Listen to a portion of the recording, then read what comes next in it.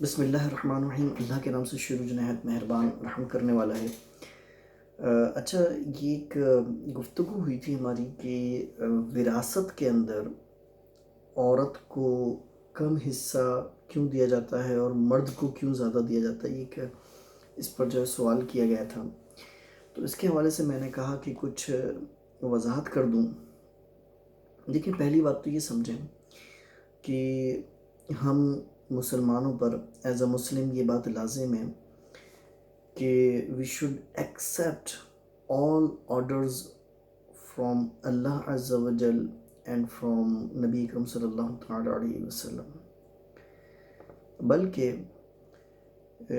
If you see the literally meaning of Islam کا جو لفظی معنی ہے وہ ہے یہی کہ بندہ اپنا سر تسلیم خم کر لے،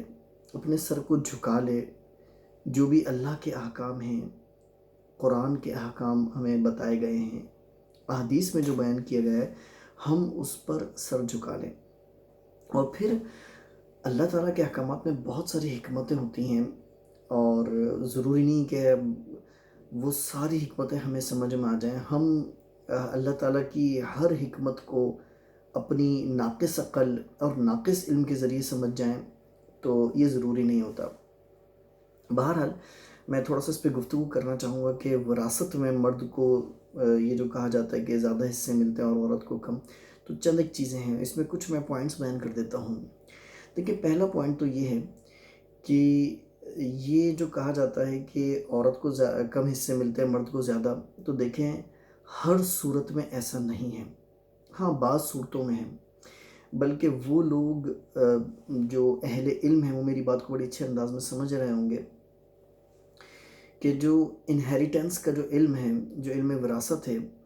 اس میں جب آپ اصحاب فرائض کی بات کرتے ہیں، یعنی کہ جو سب سے پہلی تقسیم کاری ہوتی ہے اصحاب فرائض،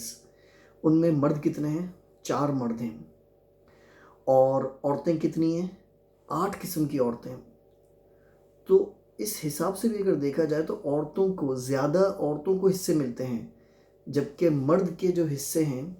یعنی کہ وہ افراد کم ہیں۔ مرد کے افراد صرف 4 ہیں، اور عورتوں کے کتنے حصے رکھے ہیں شریعت میں، جن کو قرآن میں ذکر کیا گیا، حدیث میں ذکر کیا گیا، وہ 8 قسم کی عورتیں ہیں۔ اچھا، پھر دوسری بات یہ سمجھیں کہ ہر صورت میں ایسا نہیں ہے کہ مرد کو زیادہ حصہ ملتا ہے۔ بعض ایسی صورتیں ہیں وراثت کے اندر، جو اہل علم ہیں اس بات کو اچھی طرح سے جانتے ہیں کہ بعض ایسی صورتیں کہ جس میں زیادہ حصے عورتوں کو مل جاتے ہیں، مرد کو کم حصہ ملتا ہے۔ تو بہرحال ہر صورت میں ایسا نہیں ہے کہ مردوں کو ہی زیادہ مان دیا جاتا ہے، لیکن پھر بھی میں نے سوچا کہ چند ایک حکمتیں جو میری بعض علم میں ہیں تو میں ان کو جو ہے آپ کے ساتھ شیئر کروں۔ دیکھیں، ایک بات تو یہ دیکھیں کہ جنرلی طور پر مرد جو ہے زیادہ ایکسپینسز کرتا ہے، زیادہ اخراجات کرتا ہے، تو اسی وجہ سے شریعت نے مرد کو یہ حق دیا کہ وہ زیادہ وراثت کا حقدار بنے، تاکہ وہ ایکسپینسز کرنے کے حوالے سے جو ہے اس میں یعنی کہ اچھی طرح سے ایکسپینسز کر سکیں۔ دوسری بات دیکھیں، اگر آپ عورت کو دیکھیں تو عورت کا کفالت، یعنی کہ عورت کی رسپانسبلٹی کس کے پاس ہے؟ دو حالتیں عورت کی، یا تو اس کا نکاح ہوا ہے یا نہیں ہوا۔ اگر اس کی شادی نہیں ہوئی تو عورت کی رسپانسبلٹی اس کے باپ کی ہے، یا اس کے باپ نہیں ہے تو سگے بھائی کی ہے، ٹھیک ہے؟ تو عورت کے سارے ایکسپینسز اس کا باپ یا بھائی اٹھا رہا ہے، اور اگر شادی ہو گئی تو اس کے شرعی طور پر، میں دیکھیں اکارڈنگ ٹو شریعہ بتا رہا ہوں، اکارڈنگ ٹو شریعہ مرد پر، شوہر پر یہ بات لازم ہے کہ وہ نان نفقہ پے کرے گا۔ یعنی کہ ایک بالغ مرد ہے، اس کا نان نفقہ کون دے گا؟ اس کا تو کسی کے اوپر واجب نہیں ہے، بلکہ وہ خود کمائے، کوشش کرے۔ لیکن عورت کا نان نفقہ آپ اس اعتبار سے دیکھیں کہ عورت کو تو دونوں جگہ سے مل رہا ہے، یعنی کہ اگر وہ شادی شدہ نہیں ہے تو اس کو باپ کی طرف سے مل رہا ہے، اور اگر وہ شادی شدہ ہے تو پھر شوہر کے اوپر، شریعت نے شوہر کو مکلف قرار دیا، شوہر کے اوپر لازم قرار دیا کہ بھائی تم نے ایکسپینسز کرنے ہیں، تم پر یہ شوہر کے اوپر لازم ہے کہ وہ نان نفقہ، یعنی کہ عورت کے ایکسپینسز اٹھائے۔ اچھا، پھر اسی طرح سے مجھے بتائیں کہ عورت کا جو مہر ہے وہ عورت کو دیا جاتا ہے، ٹھیک ہے، کیا شوہر کو کوئی مہر دینا پڑتا ہے؟ شوہر کو تو کوئی مہر نہیں دینا پڑتا، یعنی کہ شوہر پر مہر نہیں دیا جاتا، عورت کو دیا جاتا ہے، بیوی کو دیا جاتا ہے مہر۔ تو عورت کو تو اس اعتبار سے بھی جو رقم مل رہی ہے، اس کو کچھ نہ کچھ اخراجات مل رہے ہیں، کچھ نہ کچھ رقم مل رہی ہے۔ ہاں، یہ جہاں پر نہیں دیا جاتا مہر، وہ ظاہر سی بات ہے، ہم اس کو غلطی کہتے ہیں، غلطی قرار دیتے ہیں، لیکن مہر کی رقم بھی وہ شوہر کو نہیں ملتی ہے، بلکہ شوہر ادا کرتا ہے بیوی کو۔ تو اسی طرح سے بلکہ یہاں تک آپ دیکھیں کہ عدت میں بھی جب طلاق ہو جاتی ہے تو اس وقت بھی جو عدت کے اخراجات ہیں، یعنی شریعت میں تو عدت اتنا زیادہ خیال رکھا گیا عورت کا کہ عدت میں بھی شوہر پر ہی لازم ہے کہ وہ نان نفقہ ادا کرے، بلکہ اگر بچہ ہے، چھوٹا بچہ، تو اس کی بھی رقم کی ادائیگی شوہر پر ہی لازم ہے۔ تو بہرحال اس بات کو سمجھیں کہ چونکہ شوہر کے اخراجات زیادہ ہوتے ہیں، اس وجہ سے شریعت میں قرآن میں جو حصے بیان کیے گئے ہیں وہ مرد کے دگنے حصے بیان کیے گئے ہیں، تو اس میں کوئی حرج اور کوئی مذائقہ نہیں ہے۔ اور پھر دیکھیں یہ تو اسلام نے جو ہے، اگر آپ اسلام سے پہلے کے مذاہب کو دیکھیں، آپ کسی بھی مذہب کو دیکھ لیں، میں یہاں پر نام نہیں لے رہا، لیکن آپ دیگر مذاہب کا ذرا اسٹڈی کریں، کسی مذہب میں اس طرح کی انہیریٹنس کا سلسلہ نہیں تھا کہ عورت کو بھی دیا جاتا ہو۔ یہ اسلام ویری فرسٹ مذہب ہے جس میں عورت کا حصہ مقرر کیا گیا، ورنہ اس سے پہلے کے آپ مذاہب کو دیکھیں، کوئی اس میں حصے نہیں ہوتے تھے۔ اچھا، پھر عام طور پر جو ہے، جو عورتوں کی خواہشات ہوتی ہیں وہ زیادہ ہوتی ہیں۔ عورتیں بعض اوقات، ساری عورتیں نہیں لیکن ایک اکثر عورتوں کی اگر میں بات کروں، وہ فضول خرچیوں کی طرف چلی جاتی ہیں، جبکہ مرد حساب کتاب کے ساتھ پوری دانش مندی کے ساتھ جو ہے اخراجات کرتا ہے۔ اچھا، اسی طرح سے یہ تو میں نے اخراجات کی بات کی۔ پھر دوسری بات یہ دیکھیں کہ مرد کا عام طور پر زیادہ لوگوں سے ملنا جلنا ہوتا ہے۔ میرے پاس یہ جو ہے کتاب امام فخر الدین رازی رحمۃ اللہ تعالیٰ علیہ کی کتاب ہے، تفسیر قرآن، تفسیر کبیر۔ وہاں پر امام فخر الدین رازی رحمۃ اللہ تعالیٰ علیہ نے کچھ جوابات بیان کیے، ان میں سے میں چند ایک آپ کو پڑھ کر سنا دیتا ہوں۔ جیسے فرماتے کہ والجواب عنہ من وجوہ، الاول ان خروج المرأة اقل لأن زوجها ينفق عليها۔ انہوں نے بیان کیا ہے کہ عورت کا اتنا زیادہ نکلنا نہیں ہوتا، اور اس لیے کہ شوہر اس عورت پر مال خرچ کرتا ہے، اور شوہر کا زیادہ نکلنا ہوتا ہے لأنه هو المنفق على زوجته، اس لیے کہ وہ اپنی شوہر پر خرچ کرنے والا ہوتا ہے۔